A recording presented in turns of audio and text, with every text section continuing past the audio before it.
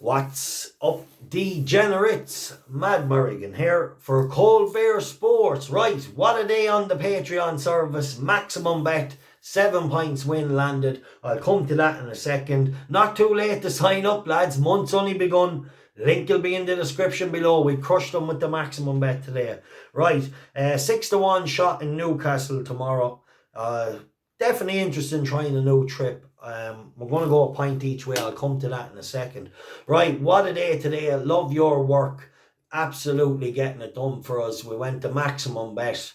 And yeah, nice to tip up, a 7 points win. It feels good. My first ever 7 points bet, maximum bet ever advised collecting.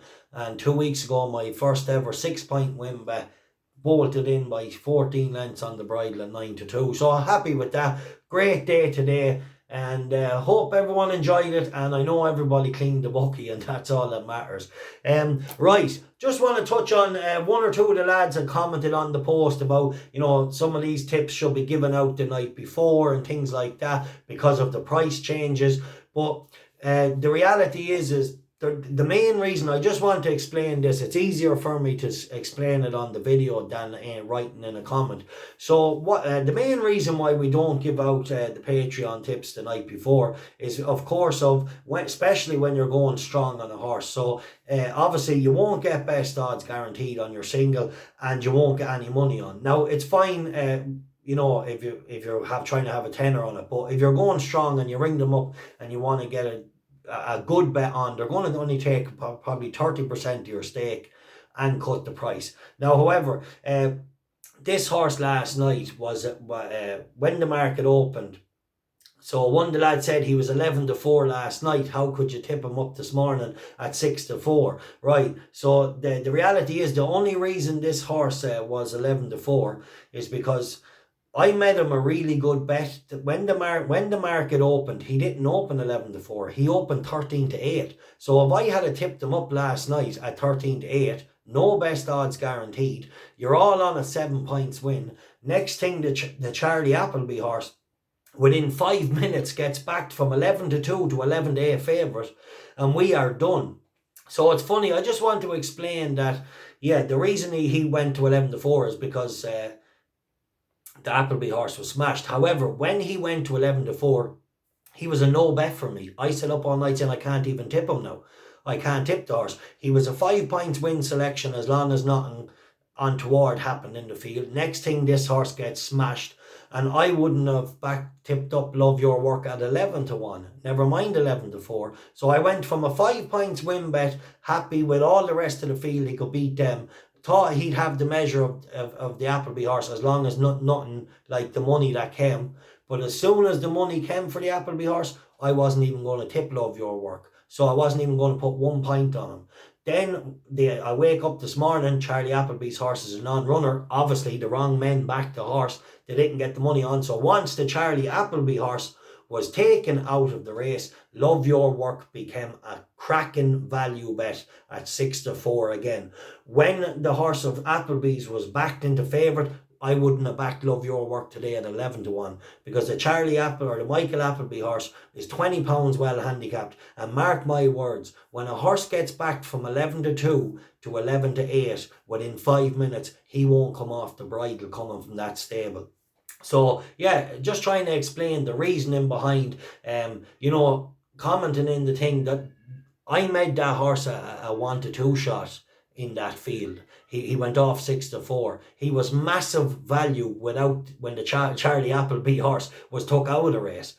After all that money, if Charlie Appleby horse stayed in the race, I wouldn't have had 1 point on Love Your Work, whether he was 11-4 or 11-1. So I'm just trying to, just trust me, everything I do is for the right reason. And yeah, we smashed them today with a massive value bet. Horse was 6-4, made him 1-2 favourite. Joan Le Pins, I know the horse, he's a bleeder and a serial loser. Jason Weaver's on the telly before the race saying he's the wrong price. He's 7-1. He's the horse at the price. If he was 777-1, I wouldn't have backed him to win today. Not off the progressive run of Love Your Work. And then the other little mare or little horse in the red colours, I can't think of the name of it. Red in the Racing Post. has excuses the last twice and could be dangerous or whatever. It had no excuses. They said it reared coming out of the stalls. It didn't even rear. It barely propped coming out of the stalls. It dropped in off a strong gallop in a race that was run to suit, and it ran nowhere. So to explain my reasoning behind going maximum bet on this horse today is because I knew once the Charlie Appleby horse was took out of the race, I knew the rest of them couldn't win. So all he had to do was run to form. So there you go. And yeah, massive value at 6-4. If the Charlie Appleby horse had a steady in that was backed off the boards, I wouldn't have backed him at 11-1. So that's how you have to understand. That's, and yeah, it is what it is. But I told you three days ago he'd be around 6-4, 13-8, and he'd be massive value at the price. But anyway, yeah, like I said, he went from a good bet to a dead duck the minute all that money came for the Appleby horse. Thank God he didn't run. Then we went to a maximum bet. So there it is. I hope I've explained it for the lads in it. But always remember, you can't give out strong bets the night before. You mark the bookies card. They don't even have to do any work. You ring them up, give us 1,000 on that there. Say, hey, we'll give you 200. And when you come back in the morning, it'll be 4 to 6. So anyway, right. Moving on to tomorrow. Well done everybody today. Link to the new service in the description below. Sign up. Cold Bear Sports Patreon service. Frustrating January, but by Jesus, February's not cotton. We're off to a flyer. Right. One Heart, 5:45 Newcastle, a pint each way. Dropping down to the minimum trip. Look, Connections now, I've been waiting a good while for this one to do something, but they've tried everything. They've tried the turf, the all-weather. But I think maybe I'll give him one chance that a stiff 5 furlongs might bring out.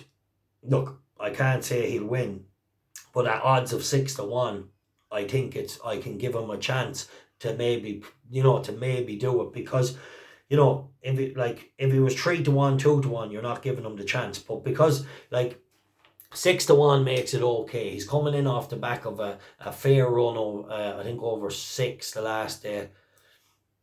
And I think dropping down to the minimum, One Heart at 6-1, we can give him the benefit of the doubt that it might turn it round and get it done. Right, pint each way, 5:45 Newcastle. Hope you were on the winner today in the service. We smashed them with the maximum.